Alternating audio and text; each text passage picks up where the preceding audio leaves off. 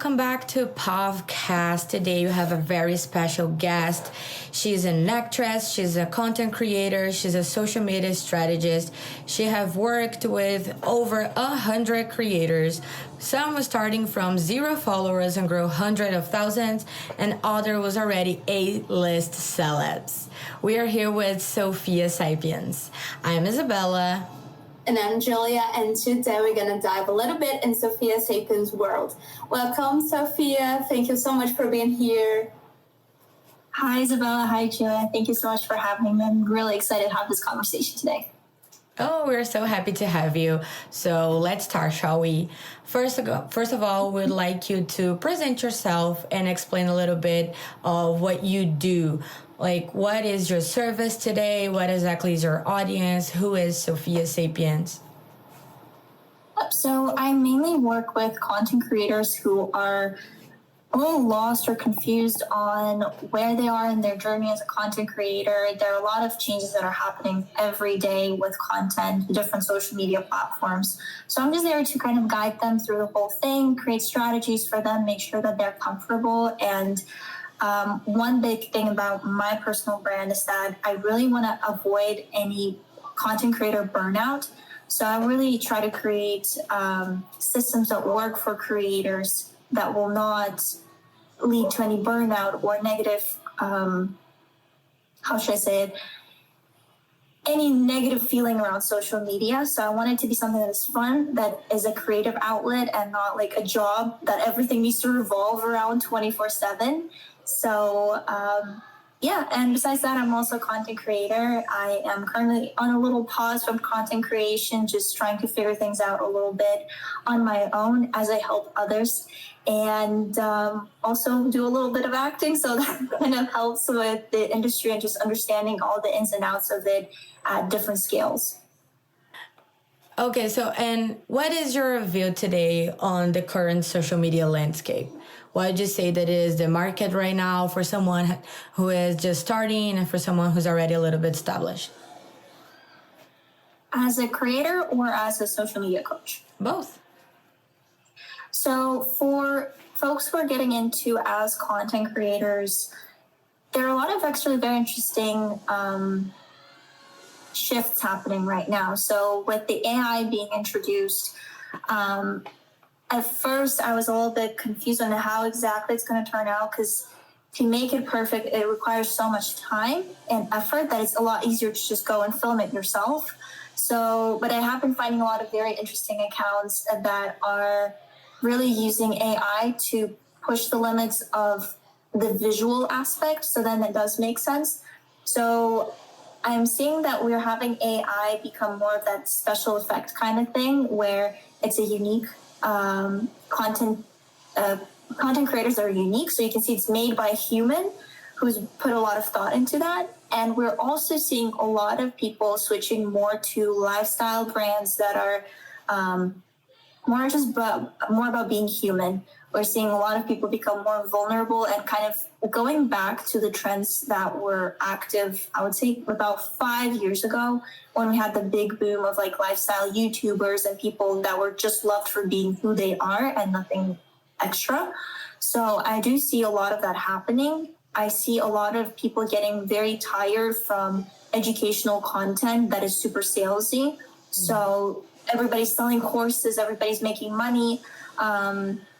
So people do like to just see people sometimes. Maybe they won't follow their journey completely, but just seeing that, oh, it's just a person right now. Like even posting their food, at times people like that a lot more than like knowing the next 10 techniques to get you something and then a sales book that you can get by entering an email address.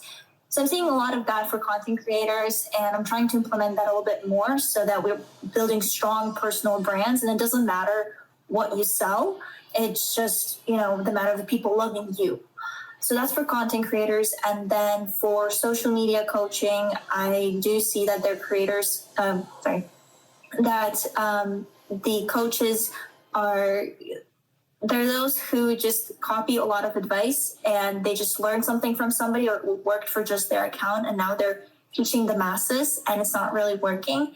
And we have a few people in the industry that are still doing their own research, based on the creators that they're working with. So, I have a lot of people that I'm working with, so I can drive from actual data rather than just saying like, oh, I was able to go to 100,000 in about 4 months, and now I can, tell everybody how to do it. It's not going to work for everybody. So. And would you say that you have exact audience that it's your target? I know that as a creator, you do have one that is your target audience. This is basic, but as a coach, would you have that as well for the creators that you coach, or do you go from any type of creator? So I would say it depends. What I'm seeing that I do work with everybody, but it really depends on the actual person. So I have people that come in and they're like, yeah, I'm ready to, like, I need the strategy tomorrow, I'm ready. And then usually I don't work with those people for a long time because they tend to have that big burst of energy in the beginning, and then they burn out really, really fast. But in terms of niches, what I am noticing is that people in the music industry, music and fashion, so like musicians, music producers, a lot of music producers that I don't work with anymore, just because the music industry is so centered about networking that social media should be just an outlet that happens naturally. It shouldn't be anything that you're creating, or music producers, musicians, DJs should not create their career from social media. It should definitely start coming from networking. So that's the best way and fastest way to grow. So I try to avoid people in the music industry as much as possible, unless it's like educational content. But and just trying to see what type of people are working, because again, there are people that are like, yeah, I need this right now. So I try to avoid those. They tend to not be the most productive. And there's also people that come in with that pressure that they need to have social media just because everybody does, or like they're already making good money. I've worked with one person. He does investments and like cryptocurrency, and he's a millionaire. So he has a lot of money. He makes a lot of money. Doesn't really have to work too much. It's an autopilot thing. And he's like, yeah, I want to do this because everybody's doing it. So then I had to have the, difficult conversation with him that, why do you need this? You're not gonna, okay, you'll make $1 million, but it's not compared to what you have. And if you want to really teach people, then maybe join conferences, go there. You already have all the credentials. You don't need Instagram for that. So at times it's also understanding, does that person actually need Instagram or TikTok or YouTube to grow? Yeah. That makes sense. And how did you even get into this space, and what drew you to working with creators and strategy in the first place? That's a fun question. I did not plan on being in this industry at all. I did not think I have the skills. I actually hated social media. I was one of those people that got Instagram when I was I think only 18 or something. So, I was not a social media person at all. I started because at one point during COVID, I don't know if it's okay if I say COVID, or do we need to bleep that out? No, you can totally say it. You can say COVID. Yeah. You can say anything. Got it. So during COVID, I decided that I want to make some money digitally. And I was also I was always an IT girly. So I was making websites, design. I was trying to make my money online as much as I can. And I heard about drop shipping, and that required having a very strong social media presence. So I started Googling and looking on what to do, how to do, because I did not know even what buttons to press and how to post something on Instagram. Then I found some courses and basically purchased a course from a content creator that I really liked, and went through that one-on-one mentorship, and the creator ended up hiring me as a coach because I was able to grow to 100,000 in 6 months or something. So it was really, really fast. And I started helping people just because I was like, oh my God, this is actually so much easier than I thought.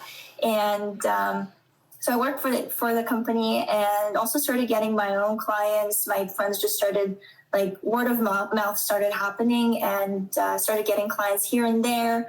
And that is still happening to this day. So I basically just purchased a course on the last money that I had. Actually, I didn't even have that money. I was working at a blueberry farm at that time. And whatever salary I had, I just transferred that back to the courses, and then they paid off pretty well. So, yeah. That's an amazing story. We see with like social media and everything, we see an evolution of the way that we consume content as like people who follow creators. But as a coach, do you see any type of changes on your audience as your clients? Do you see that a change in the way that they consume your service on the last like few years? That's a good question. I think it became something that is, there's a lot more demand right now, I think, to the coaches. So I think there's a better understanding from clients, like what that service is about. So I'm not editing videos. I'm not creating any copy or anything like this. I'm strictly doing strategies. And I'm just giving feedback on the content that's already being created. And I think at times there's this confusion, which, I mean, it's a lot better now. So that's a good thing. But it used to be that people thought, oh, you just hire that one person for social media and they're going to do everything on every single platform. And they're going to read your mind and know what exactly you want to post. So right now people are a lot more aware. And I think I think people start to understand the value of it a lot more. And the good thing that bigger companies are also understanding that too. So it's a lot more profitable right now to be in this industry. So yeah, because you can do consultations for like, big hospitals or any franchises that are like fitness franchise, for example. You can go in there and do a training and you get a lot more money and they get more value. They can train their staff, save money on ads and all that. So yeah, I don't know if that answers your question. Yes, and as someone who deeply understands both performancy and analytics, what are some micro trends in content or creator behavior that you saw explode and then die out just as quickly? Oh, I think every single trend is like this, to be honest. It's a very interesting question. I like that you're asking this question. One thing I've noticed recently with trends, I'm going to just sidetrack just a little bit for a second. I've noticed that, like in fashion, every like 10 years or 5 years, like everything comes back. I'm starting to notice a similar pattern with social media too. So about every 2 years, we have new trends coming up that are just, rewarded old trends. So at one point we had all these wine videos come back again. Then we had Musical.ly trends come back. We have now creators that are posting just a whole account dedicated to just 2015 aesthetics. And that's just a good way for people to get some nostalgia, But some big trends we've had, there were a lot of demand for short form content for people that were selling stuff. So they were doing this comment a specific word and then you get something. We had people do check the description for more information or sign up for my email list. So all of these super salesy things, they worked really well. They converted super well as well. But they died out really fast because people were just really tired because they go into social media not to go through like an Amazon cart, just going through and shopping through different reels. But they went in there because they were literally tired from their day. And pardon my language, but they would sit on the toilet and swipe through videos and just want to see funny cat videos. That's all people want to do. So yeah, we have a lot of small trends coming back up and down. Right now, I've noticed that there are not that many trends. Like there's a lot more demand for individuality and creative output. Because before you could just easily go into your feed and just find like 10 videos that were the same. Right now, I find it a little bit harder. which is surprising. And I did notice that shift happen in around December, which is really weird because that's usually when a lot of trends start out. That's a very interesting take. I never saw anyone date when did trends like started out in the middle like that. And it's funny because today we interview a old professor of ours that doesn't work at a university anymore, but he works with like these huge brands in Brazil. Like think of Target, but make it Brazil, like huge brands. And he works with their marketing, their publicity sectors, right? And then he was talking about how he's really excited to see the TikTok shop come to Brazil because it's, I think, in May. So it's coming here now, but it was like it is actually a huge success in US and Canada. So, and you said, oh, we don't want to like go and buy anything. But at the same point, I think we don't want to buy courses. I see more as like, I don't want to buy something that makes me smarter, but I do want to buy those jeans. Those jeans are cute. Let's add that to cart. Like that made my life easier. But get into like social media and see more courses or more study that sounds like a job, that does not make my life easier. That's not why I'm here. No, I think you have a good point. And also just to add on to that, I've recently discovered for myself, there's a social media platform called Flip. And I don't know if you've heard about it, but it's literally just similar to TikTok Shop. All they do is they sell. So they send creators whatever, like however many views you get paid for that. And you get paid pretty well. I have a client, she has only 30 followers. And with like the same content that she posts on Instagram, she reposted it to Flip and she made like $50, which is not bad. I mean, right. You know, it's lunch money, but it's good. And plus in there, you get extra points for watching videos that are, so they're essentially all ads.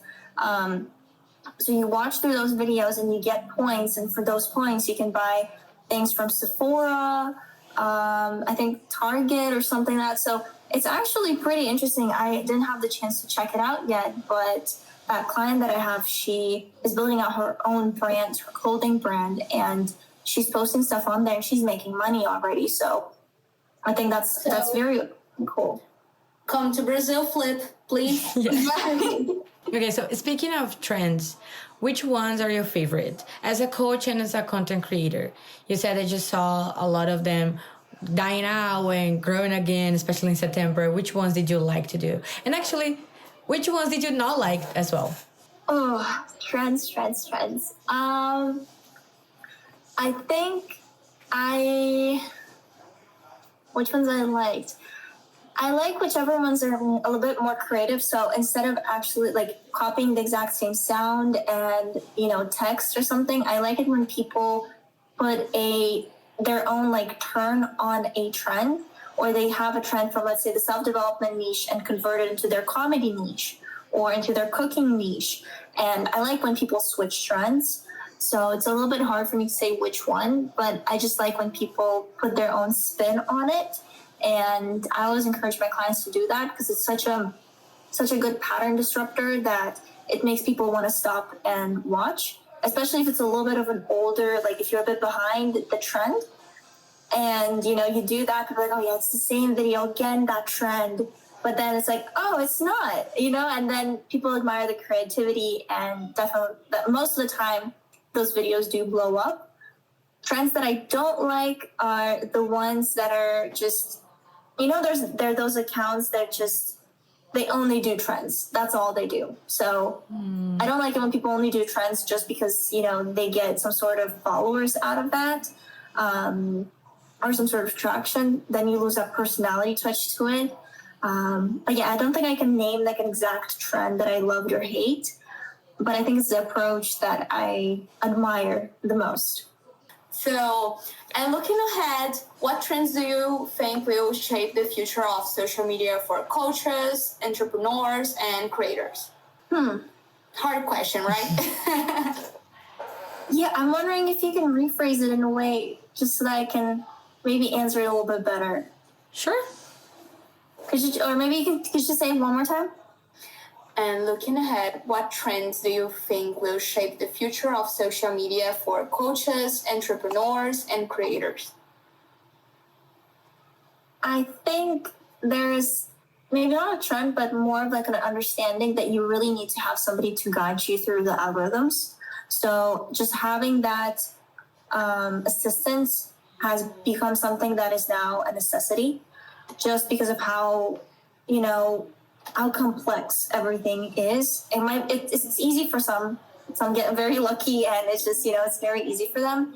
But I think the trends would be to make sure you really focus on, we have so many creators right now in so many different niches. I think would be very interesting to see a shift towards having coaches that are specifically helping people in certain niches. So if, let's say, just cooking coach, right? So they just help with the cooking, and then they can go frame by frame with every single competitor. They would know the best people in the industry. They can produce a lot more strategies. They can help faster, just because there will be this structure that people can follow. I know there's some people already that are kind of doing that. So people that are helping with sales, people that are helping coaches. But I think it'd be awesome to also have like those niche specific things that are not necessarily like educational or like money things, but like, I know, for florists, having a coach that only does content for florists, or just for people that do DIYs. I think that is something where we're heading towards, because there's so many people that are right now like, oh, I'm a coach. And now everybody's hating the word coach. So now we're switching to the word specialist. And that's a new word. And that's going to, have some sort of, people are going to start hating that word. Then we're going to switch to another word. But I do see that's become a necessity. And there are now creators that they're coaches right now that maybe don't have a social media following, but they have the knowledge because they've worked with people.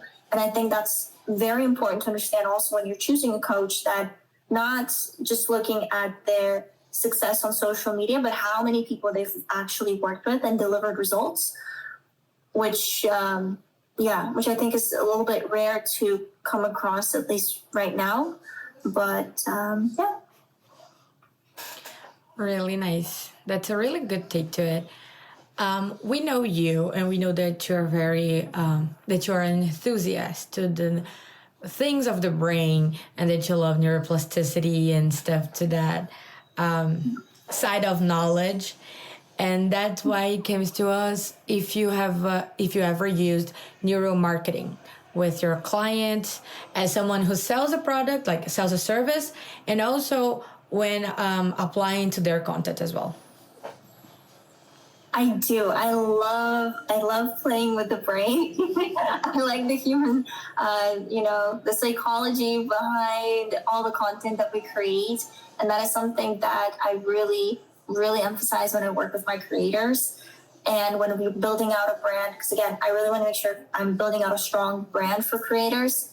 And some of the things that we look at are just visual cues. So even when we're doing like highlights, there's one very important highlight that we make, which is like about me. You can title it whatever you want, but just to understand the concept. And that is a very important highlight. And we need to make sure people see it, but there's so much information in it, right? How do we make sure it still converts? So part of the neuromarketing that we use there is we have different formats in it. We have a video format where the creator's talking about their about me. And then we have a photo format. And then we put video, photo. So even if people don't have time to read or to watch the video, but they have time to at least, tap on the story, they are still going to get the visual cues and understand that, oh, this creator is probably, okay, I see he's cooking something here. Oh, and then over here, he's traveling here. So, okay, he's from Italy, he's cooking. Okay, I kind of understand what he's about. So yeah, just stuff like that. So visual cues, developing a brand that is strong as well. So playing around with how people will remember you. So, if you don't remember somebody's name, you'll say, oh, that guy that does this, or that guy that says this, or the guy that looks like this. So we always develop this. And I think that's part of also neuromarketing, because people will see that object, they will think of you as a creator. They will think of that creator. They will they will hear that phrase and they're like, oh, this creator says that too. It'll be easier for people to bring you up in conversations because that's just one object or one phrase that you say. So that's something really cool that we work on. Colors as well, depending on the type of brand you're building. So if you're trying to be like a therapist that is very like professional, then, you know, we would probably have you sit behind like a library or having some sort of certificates there, maybe something that you're wearing, something that's a little bit more neutral. Or if we have another creator, she talks about menopause, and she's all about, you know, being this like woman that is embracing it and loving it. So she's wearing a lot of reds and a lot of very colors that pop to help her like stand out and show her messaging. So we use that, and also just disrupting patterns. Again, when people are scrolling, we always want to assume that they're watching cat videos. It's very hard to compete to a cat. So we try to see what will disrupt that pattern. So again, using hacks in the opposite way or playing around with them, saying things that don't make sense just to hook people in, and then kind of elaborating things. So yeah, I think that's kind of how we use it. And in terms of as a coach, the way I use it is I think I try to be as honest as I can be, because I think a lot of people are trying to people please when they are trying to get a client. So I don't think I use too much of that. I just try to be as honest as I can. And I try to provide as much value as I can for free, which in a way, people kind of then feel guilty that, you know, like, oh, but so much value and for free, maybe I should go with her. She already put so much effort in. She already understands me. So that's a little bit of dark marketing, I guess. And of course, for negotiating brand deals with creators, that's something that I also help out a little bit. And just going back and forth with them, pushing certain buttons where, you know, like, oh, you can ask this, you can demand for that, that's fine. But yeah, I think there's a little bit of the dark marketing that I use with my clients in a positive way, which is also kind of like neuromarketing, I guess, too. Do you think starting from scratch today would be possible without a coach or a specialist? For sure, yeah. I think it just depends on the person, and there are definitely creators that are just one-man show, and that's just totally fine, right? I'm seeing a lot of creators right now blowing up just because. So it's very easy to start right now. I would encourage people that have been, you know, waiting to start now, especially with the trials feature. I see a lot of people getting good growth. The people that usually come to us, to the coaches, are the ones that are the most troubled. So that's why it's a little bit more difficult for us to help people grow, just because people come to us not like with, oh, I am just going to start. I don't have an account. I'm like, they come to us when they've tried all the negative things. They've tried follow for follow. They've tried ads. They have tried hacking into some sort of systems. So they've tried everything, and then they come to us, and then we're like, okay, let's unravel everything. Let's get your account to a place where we can even start. Right. So yeah, absolutely. You can do it yourself. And there's so many great tutorials online. Just make sure you verify everything. Maybe watch 2 to 3 different creators and then get your opinion. Because some people just say things to get a client, to get some sort of likes, to just affirm whatever people believe, but that might not actually be true. Okay. Yes, gotcha. guys, start now and don't buy followers. Exactly. Yes. All organic. Yes. It's possible. I promise. And knowing what you know now, would you choose this career path again, and why? You guys have very good questions. I think I would choose it, but I would probably approach it slightly differently, because being more of this, like, I guess, freelance type of position, it's very hard to stand onto your boundaries and to stand up for them. A lot of times there are clients that will just message you very late, but you care about them so much that you're like, okay, I'll respond, or you feel bad for not responding. So I think just having a way, way better work-life balance would mean a lot, and I would restart with a better work-life balance and treating myself a little bit nicer and not letting certain clients walk over me. Let's just say it that way, because I think coaches tend to think that they're not above the client, and the client sometimes starts to just say like, oh, why is this not working? Oh, this is blah, blah, blah. So they get onto this negative loops. And as a coach, you're like, oh yeah, you're right. Well, you're paying me money. I must have been doing something wrong. But I think asking more of that question, of like, well, did you actually do what I told you? Well, I told you not to post the hashtags and you're still doing that. So stuff like that, which I do now. So I would definitely do it again, but in a more healthy way. What advice you give to someone just starting out in this space, and what were the biggest challenges you faced establishing yourself in the market? So as a coach, I would definitely, I would recommend start working with any friends that you have that want to start social media, just like anybody that you know that you can trust and that you can work with for at least a month or two, just to understand what it is and if it's for you. Because a lot of people get into this job thinking that, oh, it's so easy, I'm just going to travel here and I'm going to travel there and I can work from my phone. But they don't understand the part that it's not just, oh, here's a strategy. It's about, the person, like we talk with people a lot. So we're almost like a therapist as well. So definitely work on your people skills, work on communication skills. Try to be as open-minded as you can. So when you're looking at social media, when you're scrolling through reels, think of it as your work. So analyze reels. Why did they perform? Look into the comments. Maybe stalk certain creators on Instagram, like not in real life, but on Instagram, and see what they do. What kind of strategies are they using? Start analyzing people that you like, and then start drawing some sort of study cases from that. Understanding the data yourself, looking at people on YouTube. What are they saying? What are they teaching? What are they preaching there? Applying that either yourself or again with a friend, or go to a local business and just say, hey, I'm just practicing. I can do this, and do it for free at first, just for 1 month. I'll do your socials for free. Most people would be happy. Just make sure you do it in person. Don't send an email. Nobody will believe that. But yeah, just start doing it. And what tends to happen is word of mouth gets you the most clients.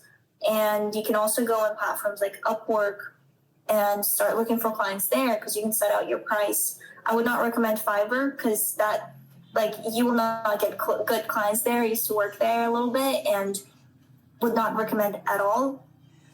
So just start it out, try, see if it's for you, and then start gathering information, look at data from big creators. For content creators to start out, I would suggest to really, really think if you need this.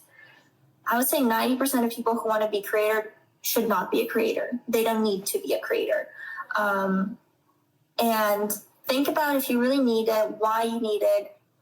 Set goals for a year. How would that look in a year, in 5 years, in 10 years, in 20? So you really need to go really, really far to know, would you want to be in 20 years depend on the fact that, oh, you didn't post a story, so today you're not getting enough money, or that you want to take a vacation, but you can't because you have brand deals that you have to do. So think of all the negatives and really think, is there a way that you can build the same feeling, the same business, but with real people in real life? Well, that might actually be more beneficial, because you'll have one-on-one contact with those people and will probably make more money, to be honest. So yeah, just start for both of them. Just start, analyze, and really think if you want to do it first, and then you can go off and venture and do whatever you want. But always have good work-life balance. That's such a huge point that people miss out, especially in the beginning. Thank you so much for that. That was an amazing experience to talk to you and to get to pick your brain. So I want to ask you, for people that are listening to us today, where they can find you. Oh, you can find me everywhere. You can find me on Instagram, Sofia.Sapiens, and Sophia spelled with an F, not PH. So you can find me there, and I think that's the best place to find me right now. I'm the most active there. And if anybody's interested in my services as a coach, they can also message me on Instagram. I see and read every DM that I get. Oh, that's amazing. Thank you so much that you was with us today. That was really, really awesome. Thank you so much, Sophia. So guys, go follow Sophia and see you in the next episode. Bye. Thank you. Bye-bye. Bye.